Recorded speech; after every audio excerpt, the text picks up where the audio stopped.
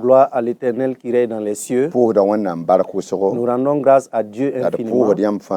Et nous vous saluons également pour l'occasion que vous nous permettez alors de vous entretenir en ce moment. Que Dieu bénisse votre famille. Et que Dieu bénisse votre vie. Et que Dieu vous fasse tous du bien. Aujourd'hui encore, nous allons nous entretenir au sujet de l'avortement. Oui, voilà, deuxième phase donc de l'enseignement. Donc l'enseignement sur l'avortement, deuxième phase. La dernière fois, nous avons parlé. On a parlé donc des conséquences de l'avortement. Et comment même avorter, c'est une abomination. Aujourd'hui, nous allons voir une autre facette de l'avortement. Nous lisons Jérémie au chapitre 1, à partir du verset 4 jusqu'au verset 5. Là-bas, il dit, la parole de l'Éternel me fut adressée en ces mots. Avant que tu eusses formé dans le ventre de ta mère, je te connaissais.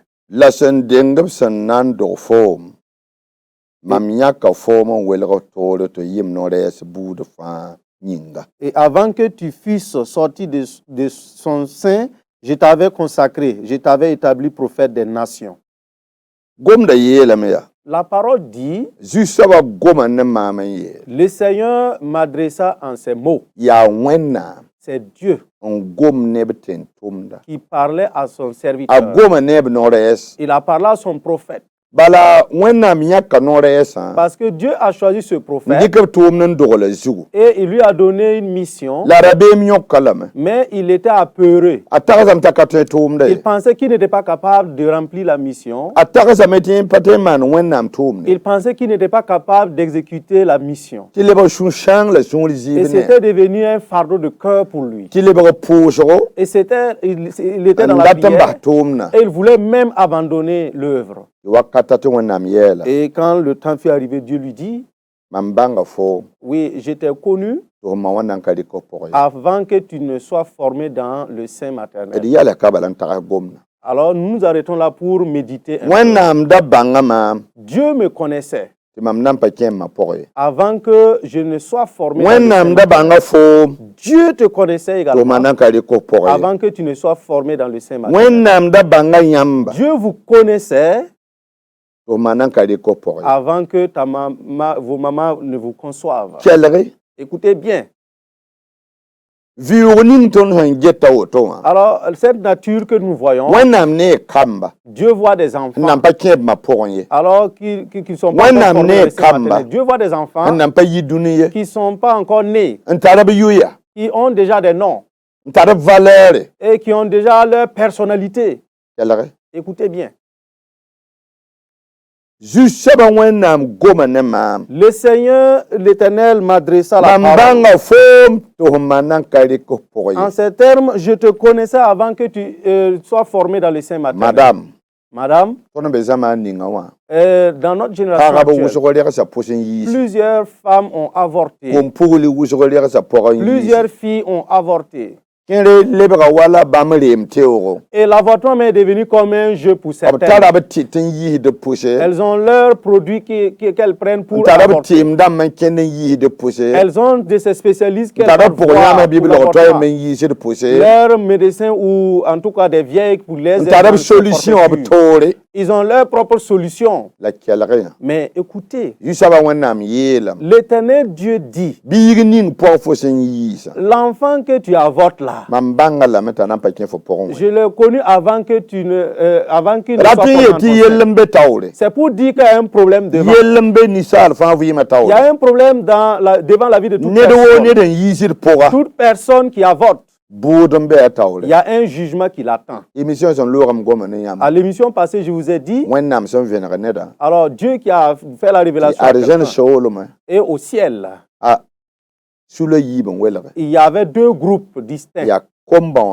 Alors, c'était des enfants qui se réjouissaient, et l'autre groupe d'enfants ne se réjouissait pas. Et une question est posée. Et on a répondu à la question. Alors, les enfants qui se réjouissaient, ce sont des enfants des hommes de Dieu. Alors, des saints qui sont morts. Alors, eux, ils sont dans un lieu de réjouissance, de bénédiction, et en entendant leur géniteur. Et le deuxième groupe d'enfants, ces enfants sont tristes. Ces enfants ne s'amusent pas. Mais ils tenaient dans leurs mains quelque chose. Le produit utilisé pour les avorter. Sache qu'à l'instant où tu as pris le produit, ou bien tu as fait une injection, ou bien tu t'es purgé, ou bien tu as pris par voie orale, quel que soit le mécanisme par lequel tu as pris le produit, sache que l'enfant dans ton sein là, il pleure et il pose la question de savoir, maman, que t'ai-je fait? Maman, que t'ai-je fait pour que tu veuilles me tuer? Maman, prends pitié de moi. Maman, n'avale pas ce produit. Maman, ne prends pas cette injection. Maman, ne te purge pas. L'enfant a interpellé en vain.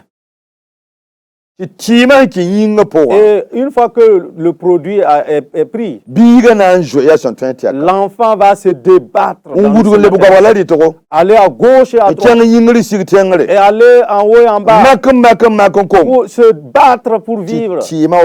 Mais finalement, il sera saisi par le produit. Il va donc le briser. Ou qui va le briser complètement. Il va le briser complètement. Et il devient comme de la boue.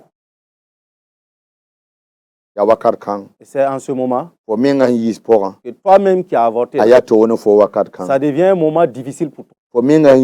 Toi-même qui as avorté là. Alors tu es passé donc de la mort à la vie. Parce que tu viens d'ôter la vie d'une personne. Et Dieu me charge de te dire, j'ai connu ton enfant avant qu'il ne soit formé dans ton sein. Je connaissais ton enfant avant que tu ne l'enfantes. Écoute bien. Je vous l'ai déjà dit ici, aujourd'hui, dans notre monde actuel, dans l'année, il y a environ 700 millions d'avortements par an. Et les enfants sont en pleurs. Il n'y a personne pour les délivrer. Ils n'ont pas d'avocat, de défenseur. C'est vraiment horrible. Malgré tout, ils se tiennent devant Dieu et ils attendent leur géniture. Tu m'as tué et qu'est-ce que tu fais en me tuant? Pourquoi m'as-tu avorté? Pourquoi m'as-tu avorté? Pourquoi as-tu attenté à ma vie? Il y a certaines qui ont avorté. C'est parce qu'elles voulaient donc respecter, honorer leur honneur. J'ai avorté parce que j'ai besoin d'un emploi. J'ai avorté, oui, parce que je ne voulais pas être déshonoré. J'ai avorté parce que si jamais mes parents le sachaient, alors ça allait devenir un problème. Mais tes parents n'ont pas su. Mais Dieu a su. Dieu a su. Alors, malgré tout, là, tu n'es pas encore sorti. Tu n'es pas encore échappé. Tes parents n'ont pas. Mais Dieu a été témoin des pleurs de l'enfant. Et ces cris sont parvenus aux oreilles. Et c'est ça le problème. Lorsque l'enfant a vu que sa maman parlait, alors je ne suis pas content. Je suis tombé enceinte et je ne suis pas content. Et elle a commencé, la maman a commencé à pleurer. La maman a commencé à pleurer. La maman a commencé à pleurer. Et l'enfant dans son sein dit, maman, pourquoi pleures-tu? Enfante-moi seulement. Oui, je vais travailler et te venir en aide. Enfante-moi. Je vais travailler et te venir en aide. Et la maman n'a pas écouté. L'enfant a interpellé. Quand il était dans son sein, l'enfant l'a interpellé. Interpellé. Parlé. Mais sa maman n'a point écouté. Et jusqu'au point où elle est allée pour chercher des produits pour avorter. Je vous ai dit dans les temps passés qu'un seul avortement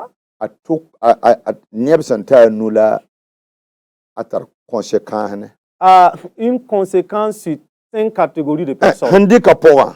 Celle qui était enceinte. Et celui qui a enceinté. Celui qui a donné l'argent. Et celui qui a indiqué le produit, le produit. Celui qui est l'accompagnateur ou l'accompagnatrice également. Vous tous, vous êtes complotés pour tuer. Et l'enfant, malgré donc quand bien il soit enfant et qu'il soit dans le sein maternel, ce sont ces 5 personnes qui se sont associées pour attenter à sa vie. Et personne ne va échapper au tribunal de Dieu. Écoutez bien. La Bible dit, je te connaissais avant que tu ne sois formé dans le sein maternel. Un enfant, comment fait-il pour devenir enfant? La Bible dit, je connaissais l'enfant avant qu'il ne soit formé dans le sein de sa maman. Voyez le mystère que Dieu fait. Vous voyez, l'homme, c'est un mystère de Dieu. L'homme, c'est un mystère de Dieu. Et Dieu a frayé un chemin. Et c'est par l'union entre une femme et un homme qu'un enfant peut naître. Et les intellectuels de dire, dans une seule relation, dans un seul rapport avec la femme, donc, alors l'homme génère des semences de près de 350 millions. Et parmi ces 350 millions de semences que l'homme génère, alors chaque semence se met à faire une course pour pouvoir féconder. C'est pour dire que c'est une lutte âpre. Et voyez, c'est une stratégie adoptée. Et c'est devenu une concurrence. Et jusqu'à ce que l'enfant puisse être formé et devenir un homme et être dans le sein de sa mère. Et dit maintenant, oui, j'ai triomphé. Voyez des semences, près de 350 millions de semences. Et parmi ces semences-là, une semence qui a réussi donc à remporter la victoire et pouvoir donc féconder. Et donc, il est le champion. Il est le champion. Plusieurs femmes ont donné le nom comme champion à les enfants. Oui, effectivement, c'est un champion. Quand tu regardes le processus par lequel il est passé pour devenir un homme, il est vraiment un champion. Et en ce moment-là, alors c'est celle qui arrive à entretenir bien son enfant. L'enfant entre effectivement dans sa grâce, dans sa bénédiction. Voilà pourquoi l'enfant a besoin qu'on prenne soin de lui. Il a besoin qu'on l'encadre, qu'on l'éduque. Il a besoin de l'éducation. L'enfant a besoin d'un bon entretien afin qu'il puisse effectivement être un champion sur terre.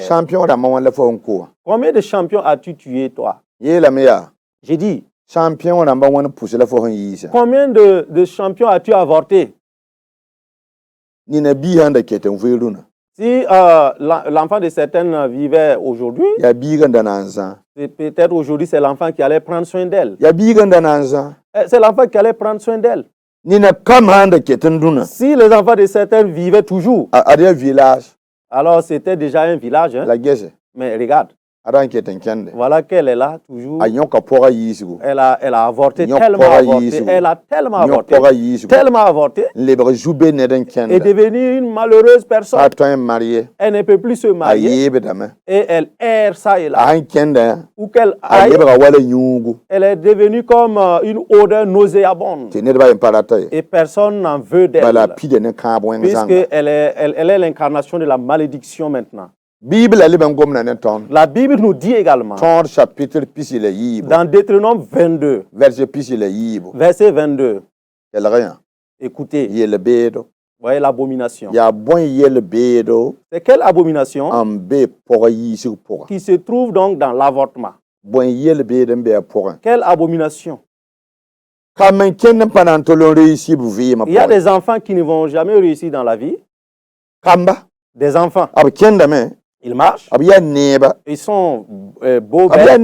Ils sont beaux, belles. Mais il n'y a pas de bénédiction. Parce que l'avortement les a induits dans la malédiction. Le fait même que tu aies commis l'adultère ou la fornication. La fornication ou l'adultère que tu as déjà commis. Alors tu es déjà dans la malédiction. Et au temps de Moïse, au temps de l'apôtre, du serviteur Moïse, alors si quelqu'un forniquait ou commettait l'adultère, il était lapidé à mort. Dans Deutéronome 22, verset 22, il dit, lorsqu'on surprenait un homme et une femme qui couchaient ensemble, les deux étaient tués sur le champ pour ôter la malédiction dans la dite famille. Voyez, c'est pour dire, si vous avez votre fille qui fornique, votre fils qui fornique, à chaque fois qu'il sort et qu'il revient dans la famille, il ne fait que s'aimer la malédiction. Il ne fait que s'aimer la malédiction. Regardez ceux-là qui marchent. Voyez leur vie. C'est devenu la malédiction. Parce que c'est la malédiction même qui les poursuit. Personne ne veut d'elle pour épouser. Personne ne veut de lui pour épouser. Il y en a qui se marient et en même temps ils forniquent, ils commettent l'adultère. Ces derniers même ça. Ils sont en train de commettre de l'abomination. Avoir une femme à la maison et aller courir d'autres femmes dehors. C'est une malédiction. Au temps de Moïse, la loi dit tuer. Afin que la famille soit déchargée du malheur. Et ça, c'est les conséquences donc de l'adultère.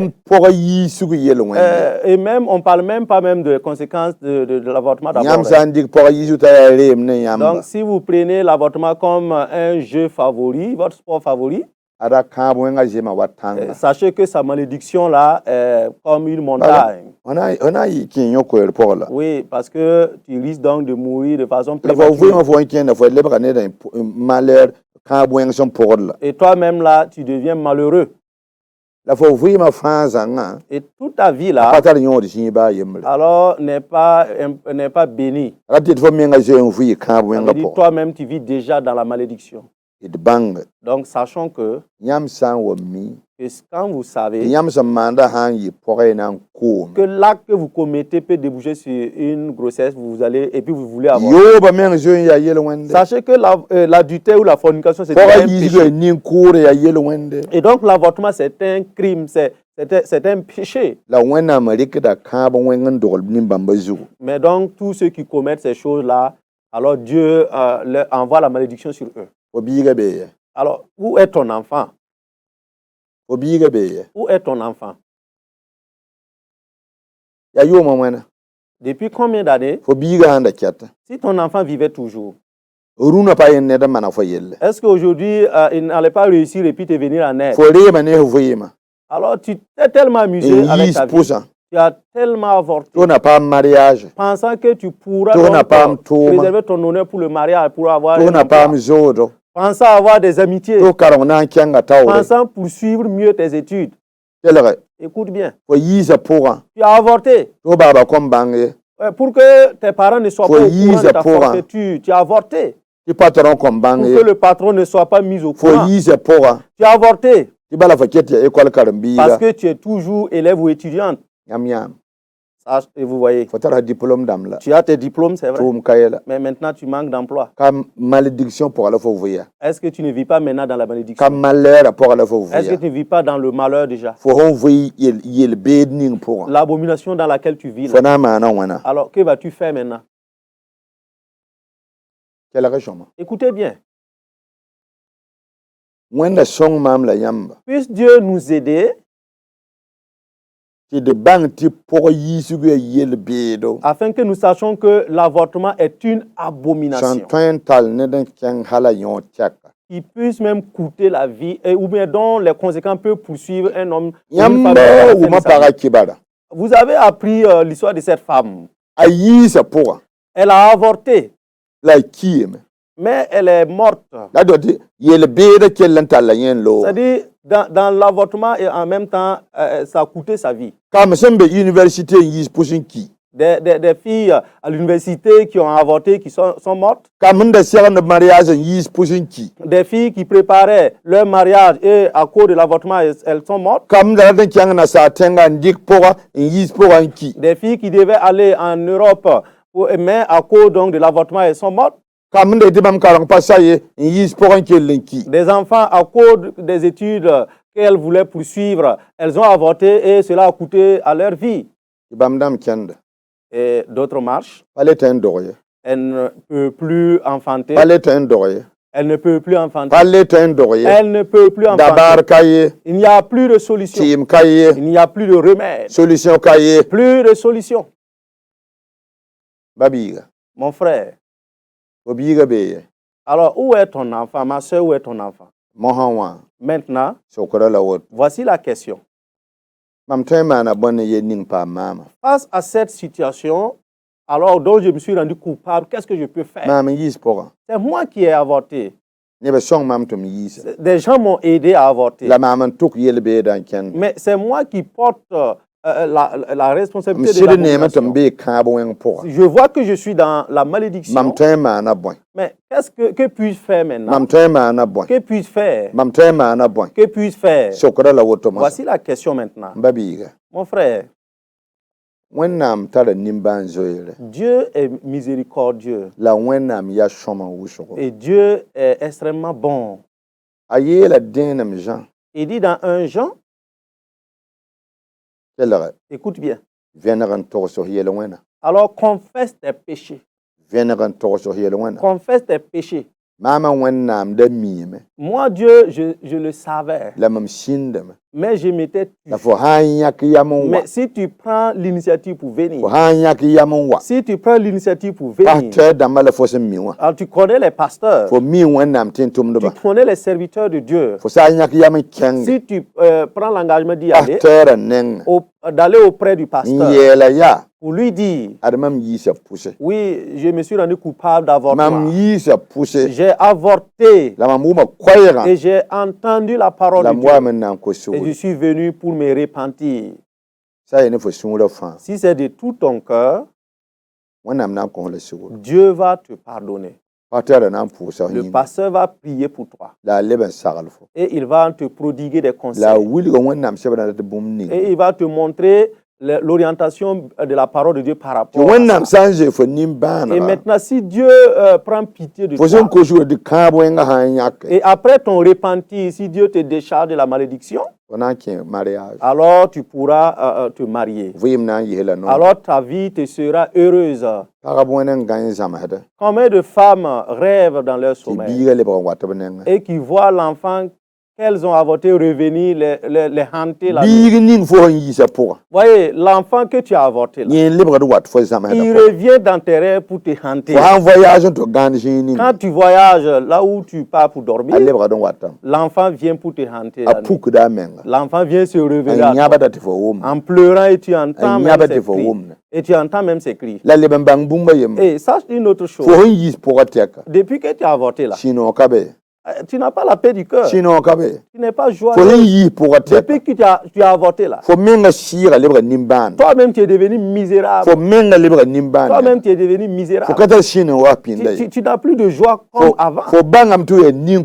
Tu as compris que tu es une meurtrière. Ésaïe chapitre 1, verset 18 dit, venez et plaidons ensemble. Venez et plaidons ensemble. Même si ton péché est rouge, je vais te purifier. Même s'il est comme du cramoisi, je vais le purifier. Et viens seulement. Non, les pleurs ne peuvent pas résoudre la situation. Les pleurs ne peuvent pas résoudre cette situation. Voyez, l'enfant que tu as avorté, là, cet enfant t'appelle déjà en jugement. Il est déjà déposé une plainte au tribunal de Dieu. Si tu résistes, tu vas mourir.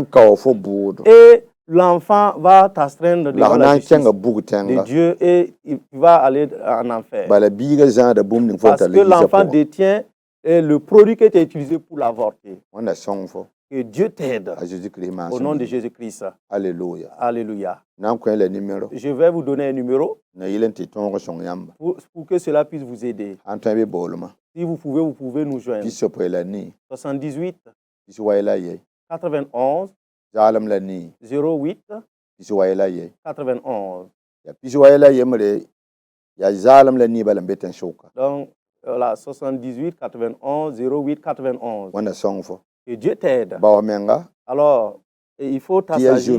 Cherche-toi parce que c'est une occasion pour toi d'entendre ce message. Je vais vous donner encore un autre numéro. C'est un compte monnaie pour CVK LVD. Vous pouvez soutenir l'œuvre pour que nous puissions avoir du matériel. Voici donc le numéro. 07 05 83 01. Que Dieu nous aide. Si vous avez un compte Orange Money, dans votre, un compte Orange Money, c'est à travers votre propre compte que vous pouvez donc faire le dépôt. On n'a pas besoin déjà 500 000 francs, 5 000, etc.